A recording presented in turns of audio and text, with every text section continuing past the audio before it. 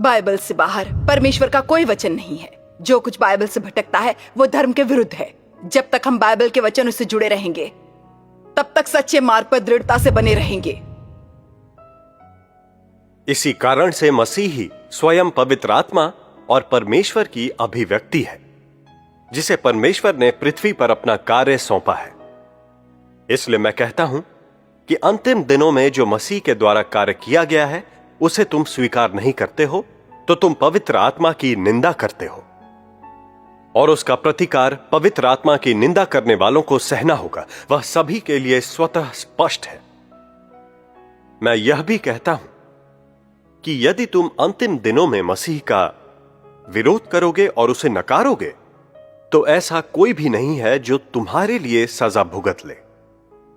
इसके अलावा फिर कभी तुम्हें परमेश्वर का अनुमोदन प्राप्त करने का अवसर नहीं मिलेगा। यदि तुम अपने उद्धार की कोशिश भी करते हो तो तुम कभी भी परमेश्वर का चेहरा नहीं देख पाओगे, क्योंकि तुम जिसका विरोध करते हो वह मनुष्य नहीं है। जिसको नकार रहे हो वो नन्हा सा प्राणी नहीं है बल्कि मसीह है। क्या तुम परिणामों के बारे में जानते हो? तुमने कोई छोटी मोटी गलती नहीं की है बल्कि एक बहुत ही जघन्य अपराध किया है। इसलिए मैं प्रत्येक को सलाह देता हूं कि सत्य के सामने अपने जहरीले दांत मत दिखाओ या लापरवाही से आलोचना मत करो, क्योंकि केवल सत्य ही तुमको जीवन दिला सकता है, और सत्य के अलावा कुछ भी तुमको नया जन्म देने के लिए या परमेश्वर का चेहरा देखने के लिए अनुमति नहीं दे सकता है। परमेश्वर का धन्यवाद। भाइयों और बहनों, परमेश्वर के वचन से हम देखते हैं कि अंत के दिनों के मसीह के अलावा किसी और रास्ते से कोई स्वर्ग के राज्य में प्रवेश नहीं कर सकता। जब परमेश्वर का नया कार्य हम तक पहुंचता है तब हमारे स्वीकार करने या ठुकरा देने से ही हमारी किस्मत का फैसला होता है। ऐसा कहा जा सकता है कि अंत के दिनों के मसीह के प्रति हमारा रवैया ही परमेश्वर के प्रति हमारा रवैया होता है। अगर हम आखिरकार उनका विरोध कर उन्हें ठुकरा देंगे तो हम बचाए जाने का मौका खो देंगे और अनंत उद्धार गवा देंगे। इससे हमें परमेश्वर के धर्मी स्वभाव का पता चलता है। भाइयों और बहनों, सन 1991 से अंत के दिनों के मसीह सर्वशक्तिमान परमेश्वर ने करोड़ों वचन व्यक्त किए हैं। इस किताब वचन देह में प्रकट हुआ में परमेश्वर ने अपनी 6000 साल तक की प्रबंधन योजना के सबसे बड़े रहस्य का खुलासा किया है। आमीन। आमीन। आमीन। और परमेश्वर ने हम विश्वासियों को उद्धार पाने का एकमात्र मार्ग दिखाया है। भाइयों और बहनों, आइए परमेश्वर के वचन के एक और अंश पर गौर करें। कृपया पृष्ठ 17 पर नजर डालें। अंतिम अंश। सिस्टर फैंग, क्या इसे आप पढ़ेंगी? परमेश्वर का धन्यवाद।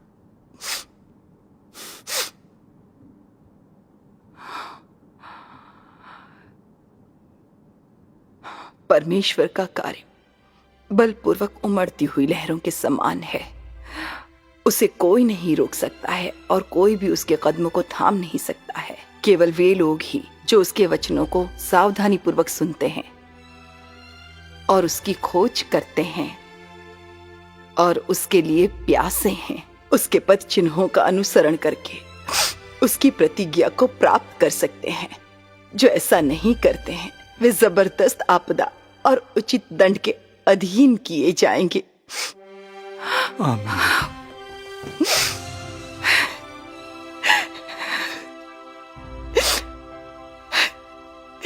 ये है हमारे रखवाले प्रभु यीशु की वाणी, जिसके लिए मैं तरस रही थी। प्रभु लौट आए हैं। भाई और बहनों, आइए सब एक साथ परमेश्वर से प्रार्थना करें। आमीन।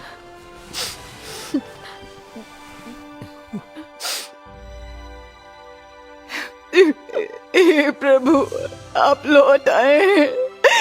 आप वाकई लौट आए हैं। आमीन। मैं वाकई बहुत अंधी थी। हे प्रभु,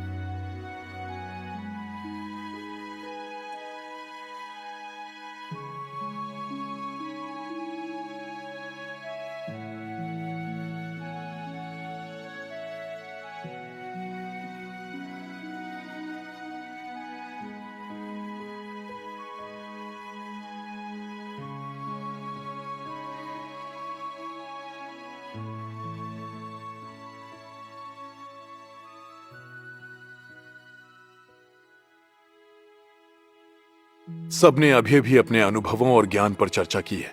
थोड़ी देर और संवाद करने की किसी की इच्छा है?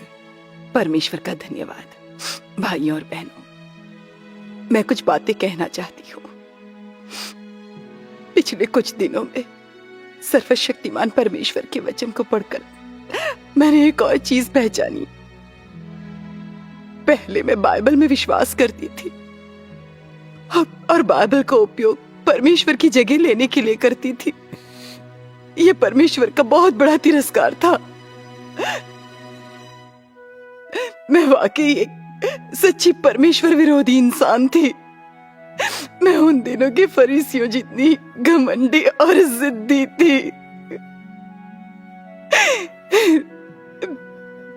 लेकिन परमेश्वर ने फिर भी मुझे मौका दिया और भाई बहनों के जरिए मुझे कई बार बचाया। परमेश्वर के प्रति अपने रवैये के बारे में सोचकर मैं बहुत पापी महसूस करती हूँ। मैं नरक में जाने के ही लायक हूँ।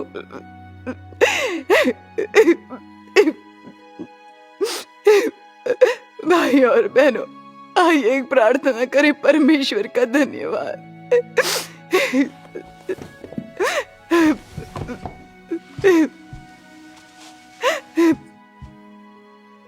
हे परमेश्वर, सर्वशक्तिमान परमेश्वर, सिर्फ अभी मैं ये समझ पाई हूँ कि आप में विश्वास के इतने सालों में मैं दरअसल बाइबल में विश्वास कर रही थी, परमेश्वर में नहीं। मैं बाइबल की गुलाम और कठपुतली थी। आमीन। आमीन। हे सर्वशक्तिमान परमेश्वर, पहले मैंने जो कुछ किया वो बाइबल को गौरवान्वित करना, बाइबल की गवाही देना और बाइबल की रक्षा करना था। यहाँ तक कि मैंने आपकी निंदा और विरोध के लिए भी बाइबल का उपयोग किया। हाँ। मैं शैतान की सह अपराधी बन गई। मैंने तो सपने में भी नहीं सोचा था कि मुझे आपकी सेवा करनी चाहिए, और तो और मैं आपका विरोध कर रही थी। ये मेरे बाइबल की आराधना और उसमें अंधविश्वास करने का ही नतीजा था। आमीन।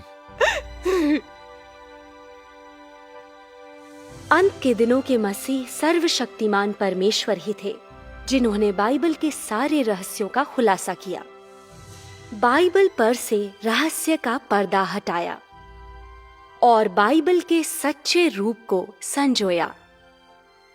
साथ ही मानव जाति को बचाने के लिए परमेश्वर की प्रबंधन योजना के सबसे बड़े रहस्य का खुलासा किया। फेंग जिया हुई आखिरकार समझ गईं। बाइबल परमेश्वर के कार्य के पहले 2 चरणों का सिर्फ एक दस्तावेज है। बाइबल जीवन नहीं देती और मनुष्य बाइबल से चाहे जितना ज्यादा जुड़ा रहे जीवन नहीं पा सकता। ऐसा इसलिए क्योंकि सिर्फ परमेश्वर ही जीवन के स्रोत हैं।